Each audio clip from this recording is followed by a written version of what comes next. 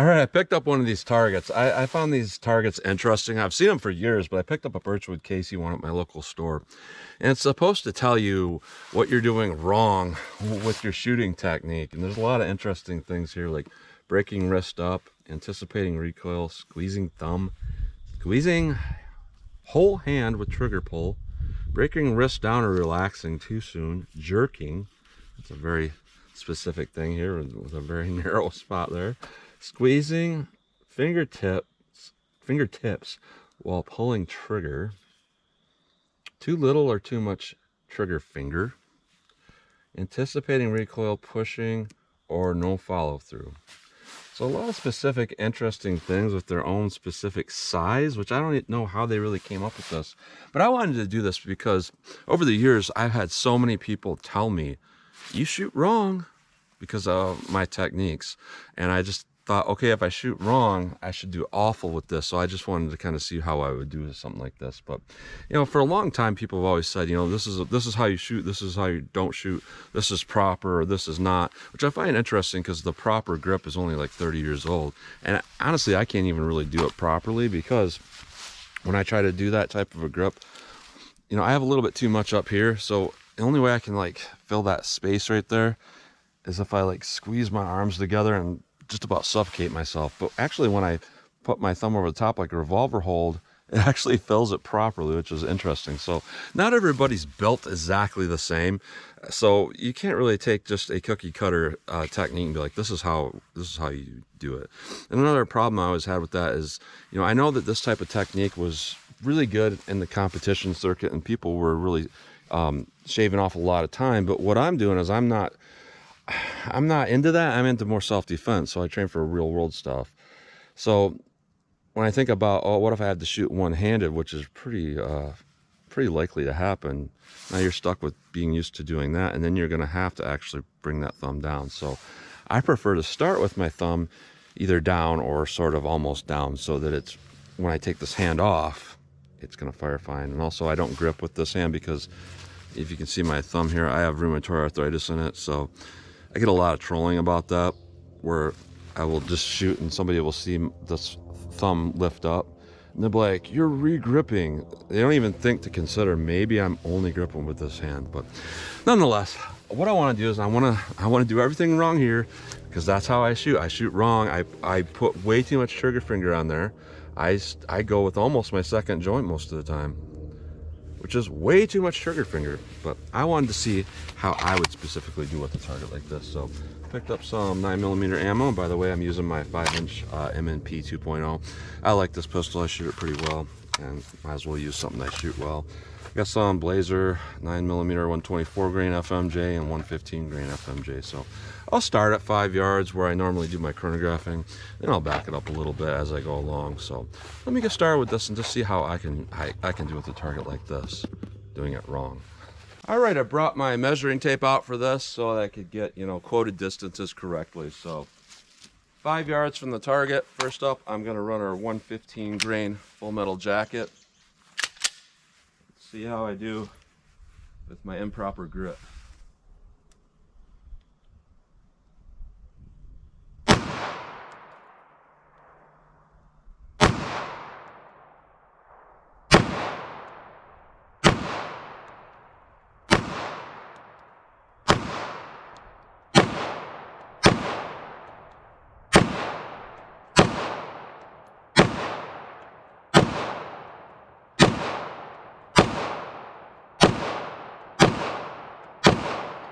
All right, so that was our 115 grain. It's gonna be hard for me to patch that up with those, you know, dime size pasters, but they seem like they did okay for me. That was 115 grain. Let me back it up to 7 yards and try the 124 grain. All right, the 124 grain, I am at 7 yards now. So we might see a little bit of a different shift of point of impact at this point, but let's see if I can do it from 7 yards.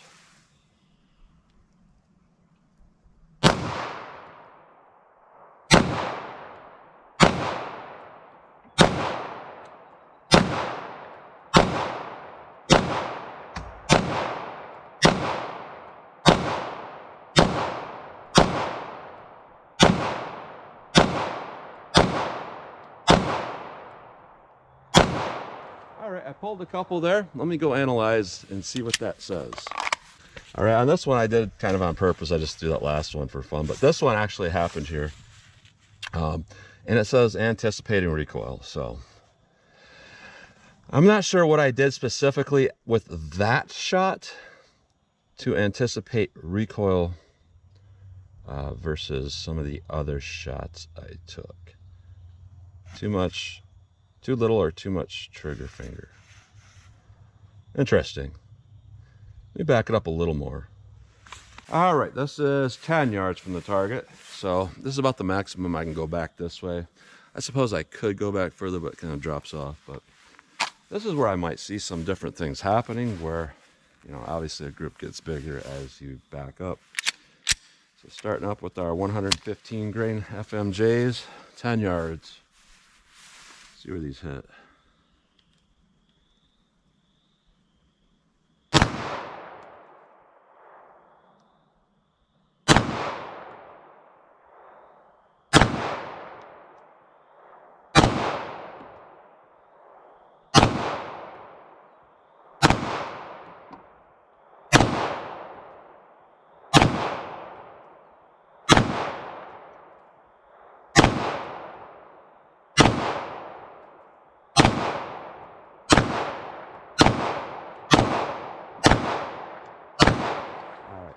Yeah, I felt myself pull that last shot. When I go up and analyze that, I started firing faster because I was a little bit bored.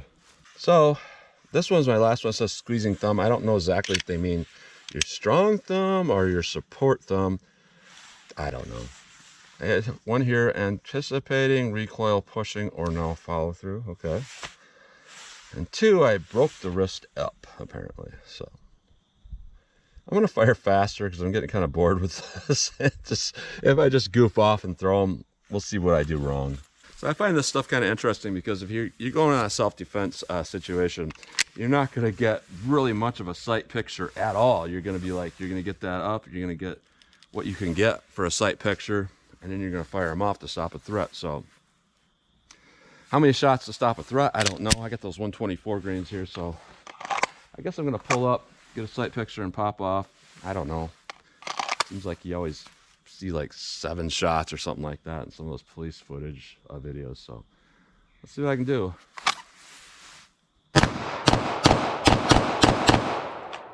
Alright, okay, they're all over the place because you just can't line those up. But let me take a look. So obviously I had some that went up here, anticipating recoil, breaking wrist up.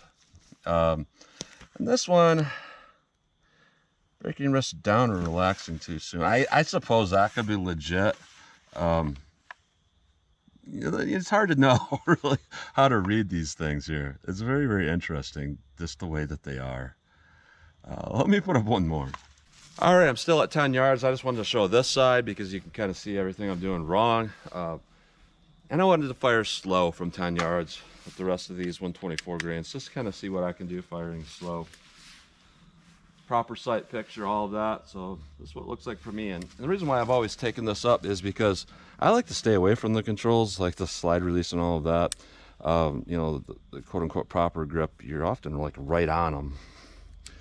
And for me, I always think, well, in a real situation where you're not really paying attention, trying to stop a threat, I don't really think that's the best. I feel like keeping away from it's the best. And when I do this, I'm actually, you know, you can see I'm an inch away from the actual slide. So that's why I like to do that. I'm not knocking anybody else's grip.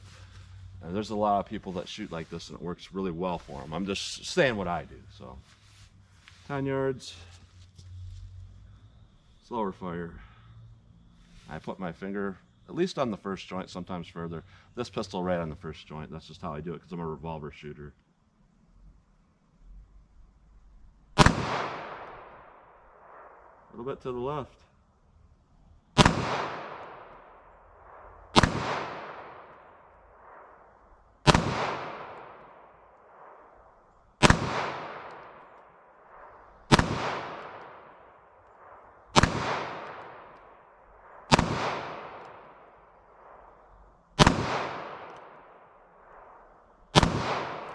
Let me go analyze that.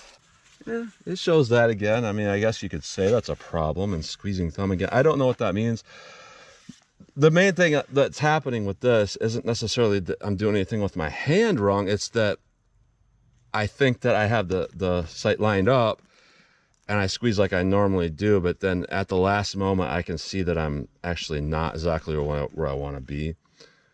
So I'm kind of skeptical of these, to be honest. So let me shoot at some steel now. All right, I decided to clip in here from the next day. This test would not be complete unless I do a revolver. So I have some wad cutters I hand loaded this morning. 148 grain Hornady wad cutters, 5 yards from the target. Let's see how these do. All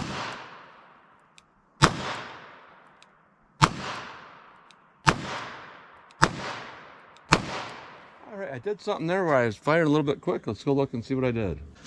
It says squeezing thumb, but you know, I pretty much held it the same throughout all those shots. Let me back up a little. All right, 7 yards, 21 feet. See what this looks like.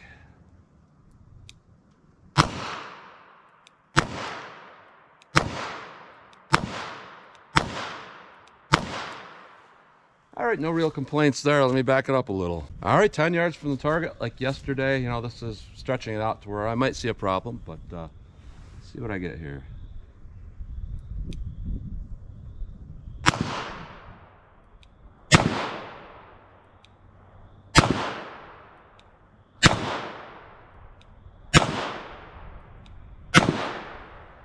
All right, looks like I pulled one or two a little bit high on that centered, but I don't really see anything that I would consider outside of that middle, so looks pretty good. So let me back this up a little bit. All right, 40 yards from the target. I prefer doing stuff like this where I'm a little bit of a distance because, you know, you had that Indiana Mall shooting where the guy stopped the throw. I can't think of his name, but I think that he hit something like 8 out of 10 shots from 40 yards. So I'm at 40 yards, and you know, that type of stuff at a real silhouette target is more realistic to me. So if I fire 10 rounds, can I get 8 on target?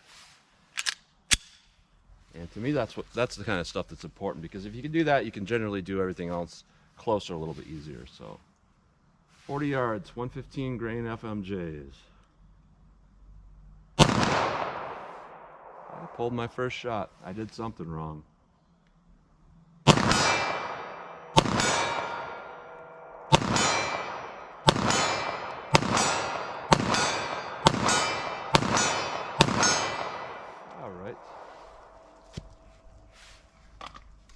So let me try the different bullet weight here. 124 grain. Now this is more in line with the weight that I would actually carry. So see what I can do here. 40 yards. So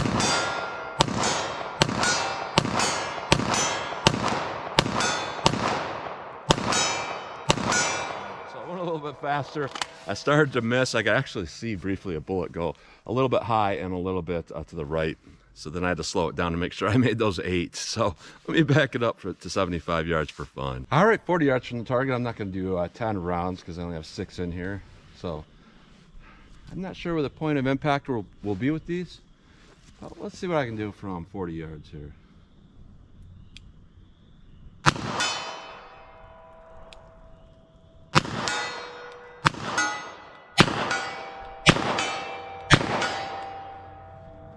Looks doable. Let me do one more here at 40.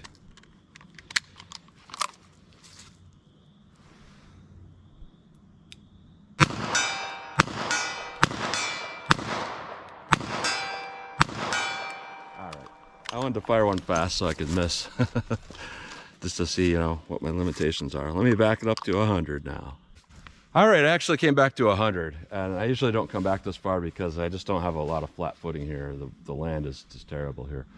But I thought, you know, why not try to make a shot at 100 yards? I still have some 124 grains in here.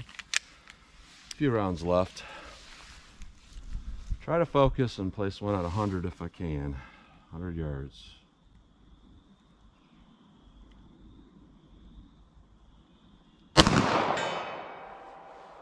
All right.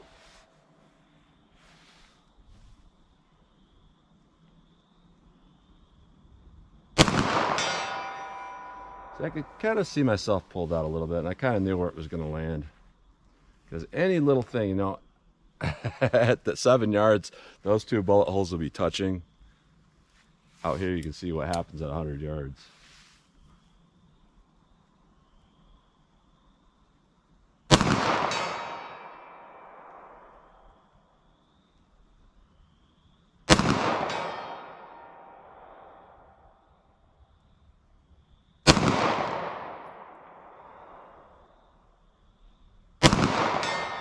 All right, missed one with those 124 grains. I have a few rounds left of our 115 grain. You would think these would do better, but I don't know. Just hold center.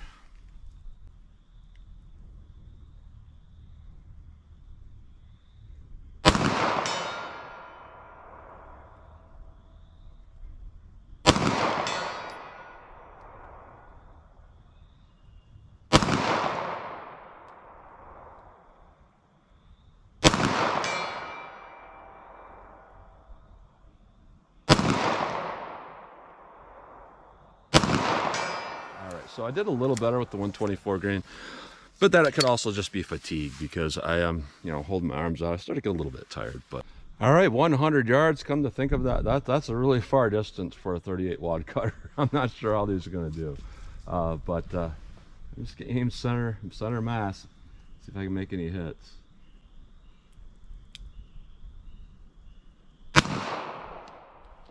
It dropped significantly.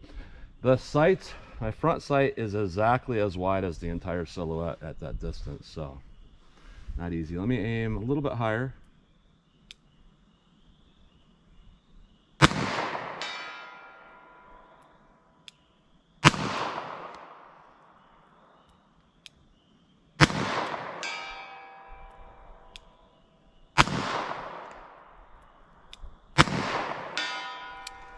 So basically what I have to do is get my sights aligned with the silhouette, and then I have to raise it up to the head on that silhouette, and then raise it a little bit higher, thinking I'm still keeping it lined up, and then popping that shot off. So that's what I'm having to do here.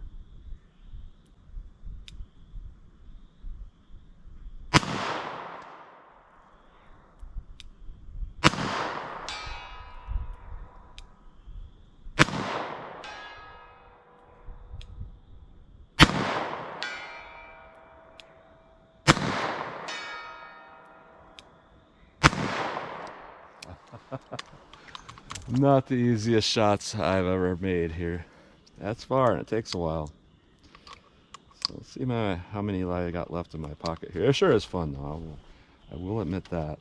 It is very fun doing this because it is a challenge. You know, because you do have to aim really high, like above the target a bit there. So it looks like I got about 7 rounds left. So fire one. Now give my hand at single action for fun.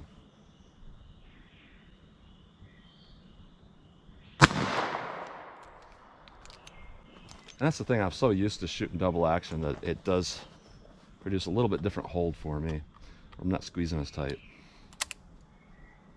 That's the thing that kind of makes double action revolver shooting better in some sense. It's more difficult to do, most people will say, however, because it's forcing you to put all that pressure on that trigger, it's forcing your palm to get in there real tight.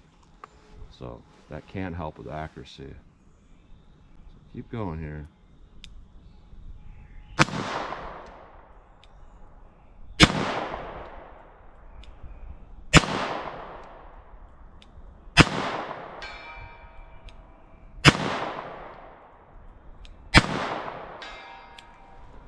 All right, so not as good as my my last cylinder, couple cylinders full. So that's what you get with the revolver part.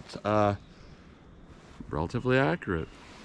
I just wanted to do this test because I always found it an interesting concept that not only is there targets that will say what you're doing wrong, but there's so many people out there saying what you're doing wrong, and it just makes me wonder, you know, for this type of shooting where you're shooting proper, where it's like this, I can't even do it right because my hands are too thick. It's like catcher's mitts. I can't do it, so it probably looks ridiculous when I try to pull it off. But because my mitts are so thick, there's all that open space. No matter how I do it, as where this will actually close it. But anyways, I just think to myself, if this system wasn't really designed or developed until about the 1980s, maybe 90s, how are people getting by before that? Like, it makes you think, okay, people were doing pretty well before that. So I think it can be kind of gimmicky when I look at people shoot like that. And don't get me wrong, I am not here to judge anybody how they shoot.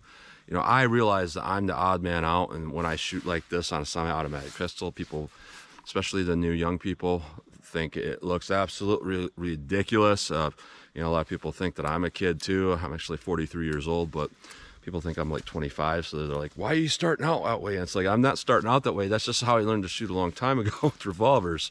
Bill Wilson was the same way. He started out with revolvers. He never changed it when he shot semi-autos, and he's an excellent shot. So my point is here, use what works. I'm not knocking the new style. It works for a lot of people. I'm not knocking the old style, and I just wish other people would stop knocking the old style, because sometimes, it's cookie cutter isn't the best way to look at things like that, because not everybody's built exactly the same. So I just wanted to share that and to give my hand out at shooting these targets. So that's what you get today. So as always, comment, share, and like, and thanks for watching.